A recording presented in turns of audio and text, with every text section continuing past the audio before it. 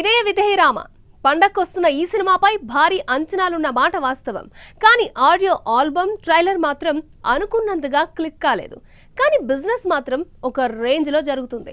Pre release పరంగా ఏకంగా అరుదైన రికార్డ్ కూడా అందుకొని అందరికీ షాక్ ఇచ్చింది.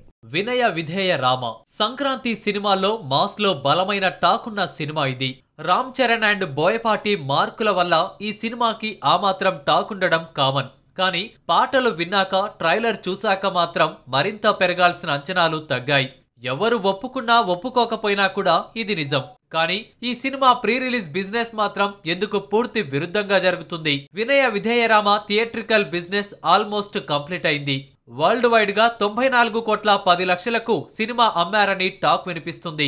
రంగస్థలంతో రామ్ చరణ్ రేంజ్ ఒక్కసారిగా పెరిగిపోయింది. అందుకే ఈ రేంజ్ లో అమ్మకాలు జరిగాయి. ఓవర్సీస్ లో సైతం 9 కోట్లకు ఈ రైట్స్ అమ్మారు.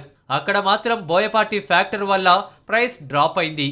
ఈ మొత్తం రికవర్ చేయాలంటే ఖచ్చితంగా భారీ హిట్ కొట్టాలి. ఎందుకంటే బరిలో 3 బలమైన సినిమాలున్నాయి. మిగతా సినిమాలు అమ్మిన రేట్స్ ను బట్టి చూస్తే వాటికి రిస్క్ తక్కువ. దాంతో ఇప్పుడు భారమంతా రామ్ చరణ్ పైనే ఉంది. తెలుగులో బాహుబలి, అజ్ఞాతవాసి, భరత్ అనే నేను సినిమాల తర్వాత ఇంత పెద్ద బిజినెస్ చేసిన సినిమా ఇదే. నిజానికి ఈ సినిమాని కూడా 75 కోట్ల రేంజ్ లో అమ్మమని చెర్రీ ఆర్డర్. కానీ బోయపాటి ప్లానింగ్ వల్ల సినిమా కాస్ట్ చాలా పెరిగిపోయింది. బ్రేక్ ఈవెన్ అవ్వాలంటే భారీ రేట్లకు అమ్మడం తప్ప వేరే దారి లేదు. అందుకే ఇంతెక్కువకి అమ్మారు. రంగస్థలంతో అనూహ్య విజయం అందుకున్న రామ్ చరణ్ ఈసారి ఎన్ని రికార్డ్స్ తిరగరాస్తాడో చూడాలి.